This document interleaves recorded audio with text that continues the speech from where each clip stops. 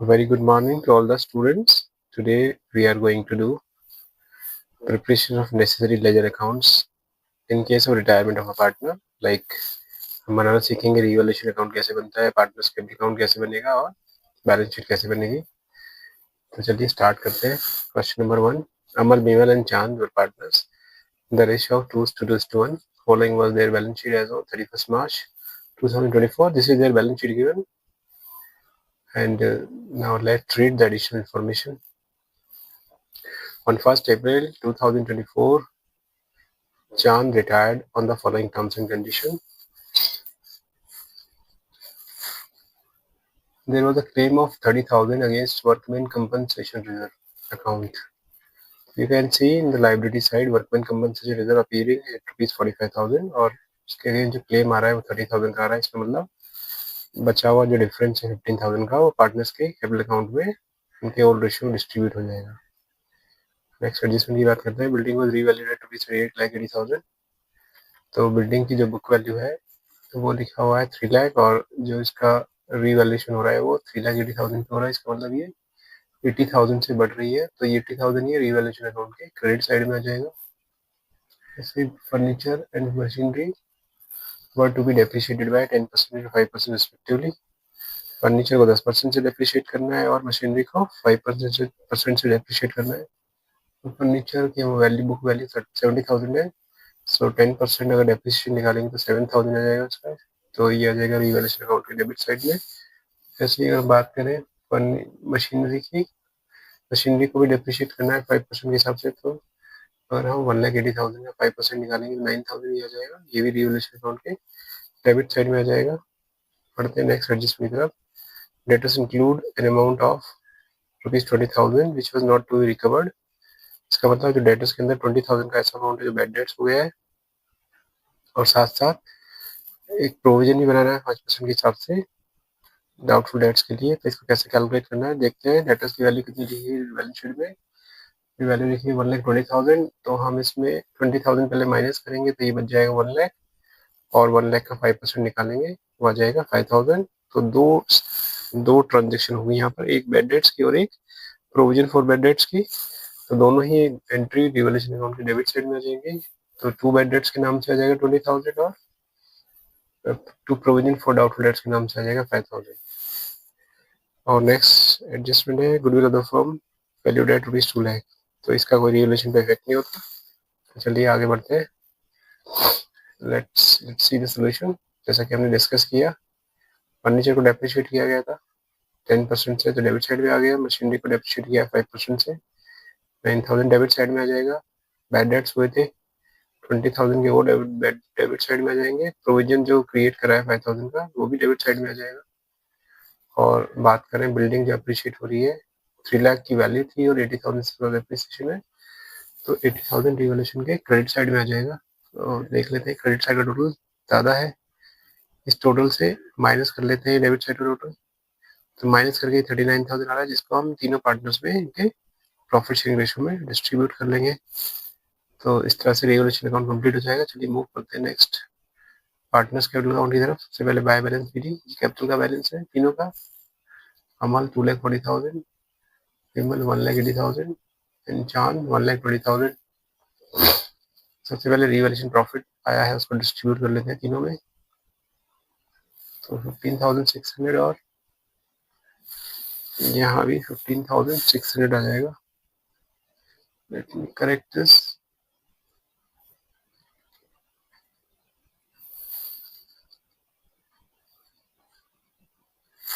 ये आ जाएगा 15,600 और चांद का शेयर आ जाएगा 7,800.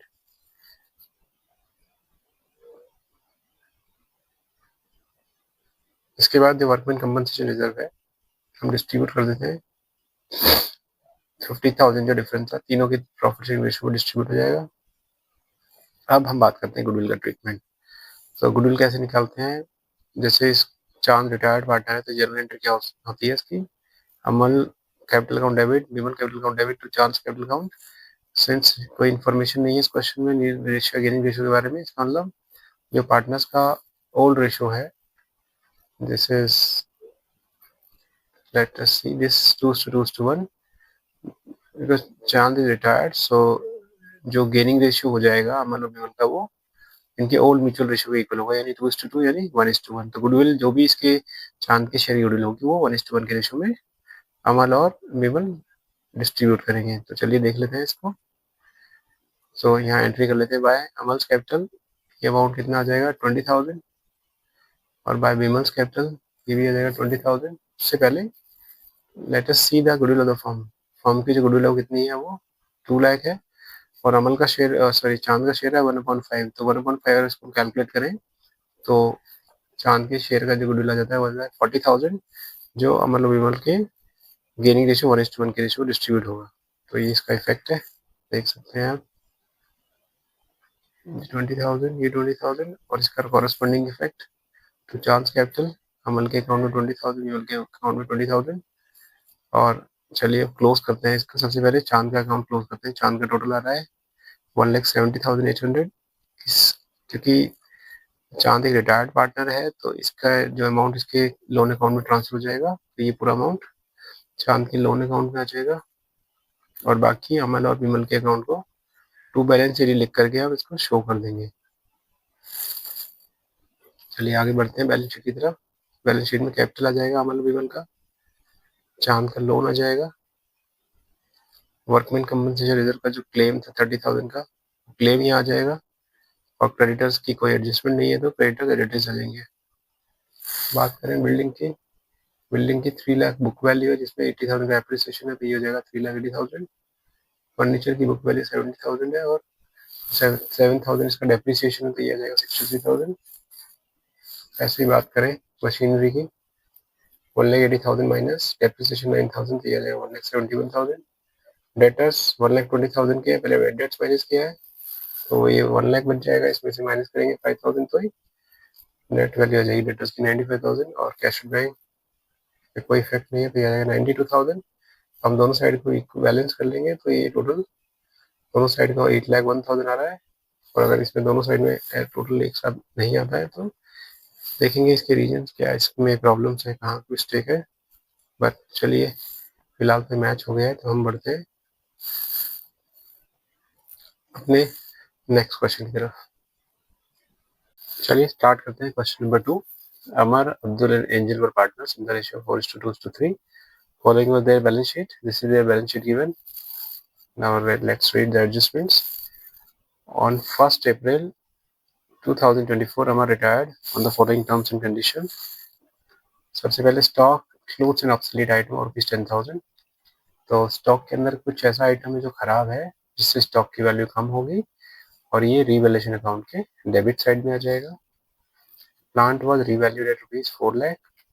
अगर हम प्लांट की बुक वैल्यू देखें तो प्लांट 3,40,000 का है बुक वैल्यू, और जिसका रीवैल्यूएशन हो रहा है 4 लाख पर। इसका मतलब प्लांट की वैल्यू 60,000 से अप्रिशिएट हो रही है, तो ये 60,000 रीवैल्यूएशन अकाउंट के क्रेडिट साइड में आ जाएगा। अब बात करते हैं एडजस्टमेंट नंबर सी की। Market value of investment was ₹1,79,000, और जो इन्वेस्टमेंट की बुक वैल्यू है वो बुक में बैलेंस शीट की एसेट साइड में 2 लाख रुपीज लिखा हुआ है, और इसकी जो मार्केट वैल्यू है वो 1,79,000 हो रही है। तो इसका मतलब जो इन्वेस्टमेंट की वैल्यू 21,000 से कम हो रही है, और इस इन्वेस्टमेंट के लॉस को बैकअप करने के लिए इन्वेस्टमेंट फ्लक्चुएशन रिजर्व अकाउंट बना हुआ है, जिसमें अमाउंट 30,000 देख सकते हैं आप। तो 21,000 के लॉस को हम 30,000 से रिकवर कर लेते हैं, और बाकी बचा 9,000 पार्टनर्स के कैपिटल अकाउंट में पार्टनर्स कैपिटल अकाउंट में उनके ओल्ड रेशियो डिस्ट्रीब्यूट हो जाएगा। सो ये थोड़ा ट्रिकी एडजस्टमेंट है, फिर से आप समझ लो। बुक वैल्यू इन्वेस्टमेंट की है 2 लाख, और जो मार्केट वैल्यू ऑफ इन्वेस्टमेंट हो रही है 1,79,000 आ रही है। तो 21,000 का क्लियर रिडक्शन हो रहा है इन्वेस्टमेंट की वैल्यू में, और इस 21,000 के लॉस को रिकवर करने के लिए हमने एक फंड क्रिएट किया हुआ है इन्वेस्टमेंट फ्लक्चुएशन रिजर्व के नाम से, जिसमें अमाउंट कितना है 30,000। सो 21,000 तो वहां से एडजस्ट हो जाएगा, और जो बाकी बचा 9,000 है इन्वेस्टमेंट फ्लक्चुएशन रिजर्व अकाउंट में, वो पार्टनर्स के होल्ड रेशियो में इनके कैपिटल अकाउंट में डिस्ट्रीब्यूट हो जाएगा। चलिए आगे बढ़ते हैं एडजस्टमेंट नंबर डी की तरफ। An unrecorded asset realized. तो कोई एक अनरिकॉर्डेड एसेट है, ये रियलाइज हो रही है, तो ये रिवैल्यूएशन अकाउंट के क्रेडिट साइड में आ जाएगा। Furniture was to be depreciated by 5%। Furniture की वैल्यू डेप्रिशिएट हो रही है, तो रिवैल्यूएशन अकाउंट के डेबिट साइड में आ जाएगा। नेक्स्ट एडजस्टमेंट है make a provision for doubtful debts at the rate of 5% on debtors. So debtors की बुक वैल्यू देख सकते हैं 1,20,000 है, इसका 5% निकालेंगे जो कि 6,000 आ रहा है, और इसको हम रिवैल्यूएशन अकाउंट के डेबिट साइड में कर देंगे। और गुडविल ऑफ द फर्म है 90,000, और इसका, क्योंकि इस क्वेश्चन में कोई न्यू इन्फॉर्मेशन नहीं, कोई न्यू रेशियो के बारे में इन्फॉर्मेशन नहीं है, ना ही इसमें कुछ इन्फॉर्मेशन है गेनिंग रेशियो के बारे में, तो जो पार्टनर्स का ओल्ड रेशियो है अब्दुल और एंजल का जो 2:3 है वही उनका गेनिंग रेशियो बन जाएगा। और सबसे पहले इस गुडविल में हम अमर का शेयर निकालेंगे और फिर उसको अब्दुल एंजल के 2:3 रेशियो में डिस्ट्रीब्यूट करके दिखा देंगे। चलिए देखते हैं। नेक्स्ट है amount payable to Amar was to be transferred to loan account carrying interest at the rate of 6% per annum. तो जो अमर को अमाउंट पे होना है वो उसके लोन अकाउंट में ट्रांसफर हो रहा है, और जिस पर उसको 6% पर एनम के हिसाब से इंटरेस्ट मिलेगा। चलिए करते हैं क्वेश्चन सॉल्व। सबसे पहले देखते हैं रिवैल्यूएशन अकाउंट। जैसा कि हमने डिस्कस किया, स्टॉक की वैल्यू कम हो रही थी, वो डेबिट साइड में आ गया है। डेटर्स के ऊपर प्रोविजन क्रिएट किया है, वो डेबिट साइड में आ जाएगा। फर्नीचर की वैल्यू कम हो रही है, उसको भी डेबिट साइड में लिख देंगे। और क्रेडिट साइड में प्लांट की वैल्यू में एप्रिसिएशन 60,000 का, तो क्रेडिट साइड में आ जाएगा वो। एक अनरिकॉर्डेड एसेट रियलाइज हो रही थी, उसे भी क्रेडिट साइड में एंटर करेंगे। टोटल करेंगे क्रेडिट साइड का, जो कि 72,000 आ रहा है। इसमें से हम डेबिट साइड का टोटल माइनस करेंगे, जो माइनस का डिफरेंस आएगा उसे हम लिख देंगे प्रॉफिट ऑन रिवैल्यूएशन, और वो तीनों ही पार्टनर्स के इनके ओल्ड रेशियो में डिस्ट्रीब्यूट हो जाएगा। चलिए आगे बढ़ते हैं पार्टनर्स कैपिटल अकाउंट की तरफ। सबसे पहले आ जाएगा बाय बैलेंस बीडी। तीनों का कैपिटल का बैलेंस लिख देंगे हम यहाँ पर 3,60,000, 3,20,000 एंड 2,50,000। फिर लिखेंगे बाय रिवैल्यूएशन अकाउंट, इसको तीनों के प्रॉफिट को डिस्ट्रीब्यूट करके दिखा देंगे। फिर जो इन्वेस्टमेंट फ्लक्चुएशन रिजर्व में जो बैलेंस 9,000 बचा था उसको भी इनके ओल्ड रेशियो में डिस्ट्रीब्यूट कर लेते हैं। और गुडविल का एडजस्टमेंट जैसे मैंने बताया, पहले हम अमर का शेयर निकालेंगे। 90,000 में अमर का शेयर बन रहा है 36,000, जिसको 2:3 के रेशियो में डिस्ट्रीब्यूट करा है, तो अब्दुल का अकाउंट डेबिट हो जाएगा 14,400 से, और एंजल का अकाउंट डेबिट हो जाएगा 21,600 से। और इसको डेबिट साइड में लिखेंगे टू अमर्स कैपिटल के नाम से, इसका कॉरेस्पॉन्डिंग इफेक्ट अब्दुल के अकाउंट में 21,600 और एंजल के अकाउंट में 14,400। अब हम टोटल करेंगे पहले अमर का। हमारा टोटल आ रहा है 4,20,000, और क्योंकि डेबिट साइड में कोई भी इन्फॉर्मेशन नहीं है तो ये पूरा अमाउंट ही अमर के लोन अकाउंट में ट्रांसफर हो जाएगा। और बाकी जो पार्टनर्स हैं उनका बैलेंस हम कैसे निकालेंगे, इस टोटल से 21,600 को माइनस करेंगे, तो ये आ जाएगा तो बैलेंस शीट 3,10,400। ऐसे ही एंजल की बात करें तो एंजल का ही बैलेंस आ जाएगा। अब हम बैलेंस शीट बना लेते हैं। बैलेंस शीट में सबसे पहले हमारे का लोन आ जाएगा, फिर पार्टनर्स के कैपिटल्स आ जाएंगे दोनों के, अब्दुल और एंजल के जो जो अमाउंट हमने कैलकुलेट किया है। बिल्स पेबल 72,000, क्योंकि इसको इन्फॉर्मेशन नहीं है, कोई एडजस्टमेंट नहीं है, तो एज इट इज वो कॉपी कर देंगे। और क्रेडिटर्स की इन्फॉर्मेशन भी कोई इन्फॉर्मेशन नहीं है, तो क्रेडिटर्स एज इट इज 2,80,000 आ जाएगा। प्लांट की बात करें, प्लांट में एप्रिसिएशन हो रहा है, डेप्रिशिएट बढ़ाकर लिख देंगे। फर्नीचर में डेप्रिसिएशन हो रहा है, माइनस करके लिख देंगे। स्टॉक में भी डेप्रिसिएशन हो रहा है, उसे भी माइनस कर देंगे। डेटर्स के अगेंस्ट एक प्रोविजन क्रिएट करा, उसे भी माइनस कर देंगे। एक अनरिकॉर्डेड एसेट रियलाइज हो रही है, उसे शो कर देंगे एसेट साइड में। इन्वेस्टमेंट की जो मार्केट वैल्यू है उस पर हम उसको इन्वेस्टमेंट को शो कर देंगे। और cash at bank will remain as it is, दोनों साइड को टोटल करेंगे, तो इस तरह से हमारी बैलेंस शीट मैच कर जाएगी। इस तरह से हमारा क्वेश्चन नंबर 2 कंप्लीट हो जाता है। मूव करते हैं क्वेश्चन नंबर 3 की तरफ। Reena, Meeta and Geeta were partners in the ratio of 3:2:1. Following was their balance sheet as on 31st March 2024. This is their balance sheet. Now let's see that additional information. On 1st April 2024, Reena retired on the following terms and conditions. चलिए पहली statement पढ़ते हैं। Creditors include an amount of ₹12,000 which was not likely to be claimed. तो creditors के अंदर 12,000 का एक ऐसा अमाउंट है जिसका कोई भी क्लेम नहीं होना है। इसका मतलब क्रेडिटर्स को हमने 12,000 से कम कर रहे हैं, तो क्योंकि क्रेडिटर्स को कम कर रहे हैं तो ये रिवैल्यूएशन अकाउंट के क्रेडिट साइड में आ जाएगा 12,000। Stock was depreciated up to 72,000। Stock की बुक वैल्यू आप देख सकते हैं ये 75,000, और इसको रिड्यूस डेप्रिशिएट करना है 72,000 तक। इसका मतलब हमने इसको 3,000 से डेप्रिशिएट करना है, तो डेबिट साइड में रिवैल्यूएशन के डेबिट साइड में आ जाएगा टू स्टॉक 3,000 के नाम से। फर्नीचर वॉज रीवैल्यूड 80,000 और जबकि फर्नीचर की जो बुक वैल्यू है वो 86,000 है। इसका मतलब फर्नीचर को हमने 6,000 से डेप्रिशिएट करना है, जो कि रीवैल्यूएशन अकाउंट के डेबिट साइड में आ जाएगा। While machinery was over depreciated, तो मशीनरी को हमने ओवर डेप्रिशिएट किया, इसका मतलब मशीनरी की वैल्यू हमने गलती से कम कर दिया है, तो हम उसकी वैल्यू को वापस बढ़ाएंगे और एसेट की वैल्यू वापस बढ़ेगी तो वो रीवैल्यूएशन अकाउंट के क्रेडिट साइड में आ जाएगा। बाय मशीनरी के नाम से 8,000। आगे लिखा है make a provision for doubtful dates on debtors, debtors के ऊपर 5% का प्रोविजन निकालेंगे, जो कि अगर हम 90,000 के ऊपर कैलकुलेट करें वो आता है 4500। ऑलरेडी आप देख सकते हैं 3,000 का प्रोविजन ऑलरेडी बना हुआ है, जिसका मतलब 1500 का प्रोविजन हमने 1500 का प्रोविजन हमने और बनाना होगा, तो वो रीवैल्यूएशन अकाउंट के डेबिट साइड में आ जाएगा। आगे बढ़ते हैं। There was an outstanding claim of legal charges, तो एक ये एक्स्ट्रा लाइबिलिटी बढ़ रही है फर्म के अगेंस्ट, तो ये भी रीवैल्यूएशन अकाउंट के डेबिट साइड में आ जाएगा। और नेक्स्ट एडजस्टमेंट देखते हैं। Goodwill of the firm valued at 2 years purchase of 2 years, 2 is not given here, so this is 2 years purchase of average profit of previous 3 years। तो goodwill कैसे निकालेंगे हम, तीनों सालों का प्रॉफिट प्लस करेंगे और उसको 3 से डिवाइड करेंगे, 2 से मल्टीप्लाई करेंगे, उस तरह से हम फर्म की गुडविल निकाल लेंगे और उसके बाद हम रिटायर्ड पार्टनर का शेयर निकाल के उसको बचे हुए पार्टनर्स के अकाउंट में डेबिट करके दिखा देंगे। चलिए करते हैं इसको। सबसे पहले हम स्टार्ट करते हैं क्वेश्चन का सोल्यूशन। उससे पहले हम देख लेते हैं ₹35,000 paid immediately by cheque to Reena and rest of the amount payable to her was to be transferred to her loan account।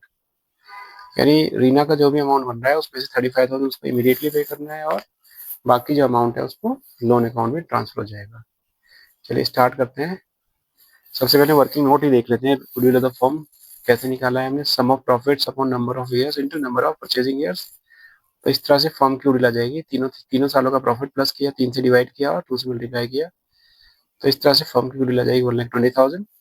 इसमें रीना का शेयर निकाल देते हैं जो कि आ जाता है 60,000। और since no information given about new ratio और gaining ratio, therefore gaining ratio of Meeta and Geeta will be equal to their old mutual ratio, जो कि इतना है 2:1। चलिए देखते हैं आगे। नेक्स्ट, स्टॉक की वैल्यू कम हो रही है, डेबिट साइड में आ जाएगा। फर्नीचर की वैल्यू कम हो रही है, वो भी डेबिट साइड में आ जाएगा।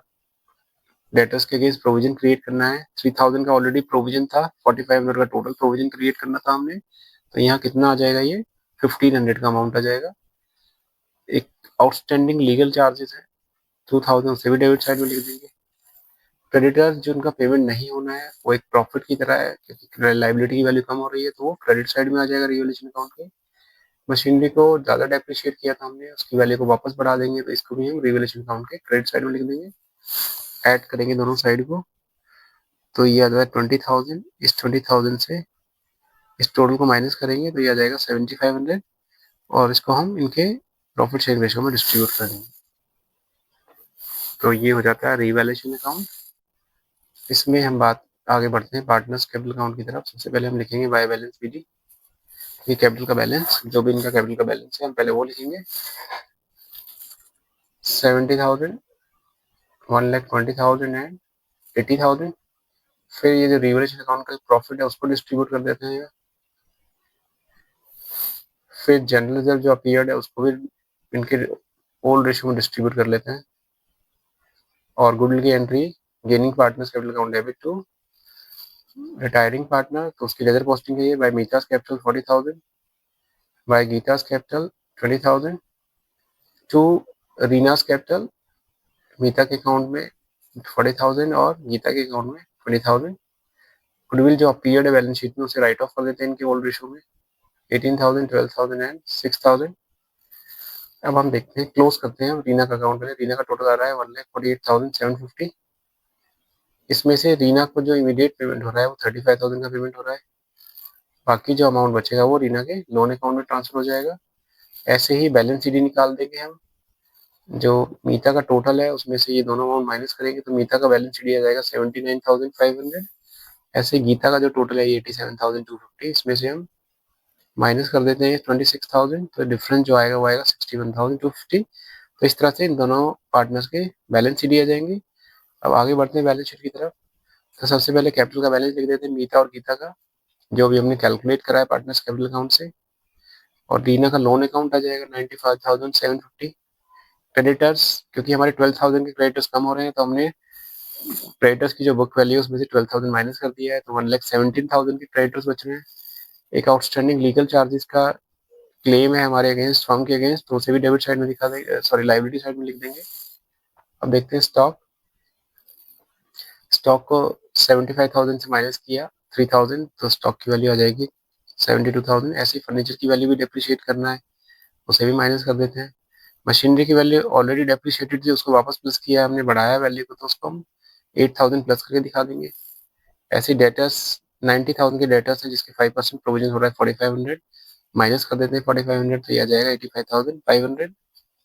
और कैश एट बैंक, क्योंकि कैश में हमारे पास जो बुक्स में बैलेंस है कैश एट बैंक, वो आप देख सकते हैं, ये है 45,000, जिसमें से 35,000 का पेमेंट हो रहा है रीना को, तो बाकी बचा 10,000 एज इट इज हम शो कर देंगे। तो इस तरह से हमारी बैलेंस शीट ये टोटल हो जाएगा 3,55,500। तो इस तरह से हमारा क्वेश्चन नंबर 3 कंप्लीट हो जाता है। तो ये आज हमने सीखा है कैसे हम बनाते हैं revaluation account, partners capital account and balance sheet. और नेक्स्ट क्लास में हम करेंगे capital adjustments of retirement of a partner. अगर आपको वीडियो अच्छा लगता है तो वीडियो को आप लाइक करिए, अपने फ्रेंड्स के साथ शेयर करें और चैनल को सब्सक्राइब करें। कोई भी इंफॉर्मेशन आपको चाहिए, अगर कोई भी क्वेरी है तो आप कांटेक्ट कर सकते हैं। Thank you very much student for watching this video.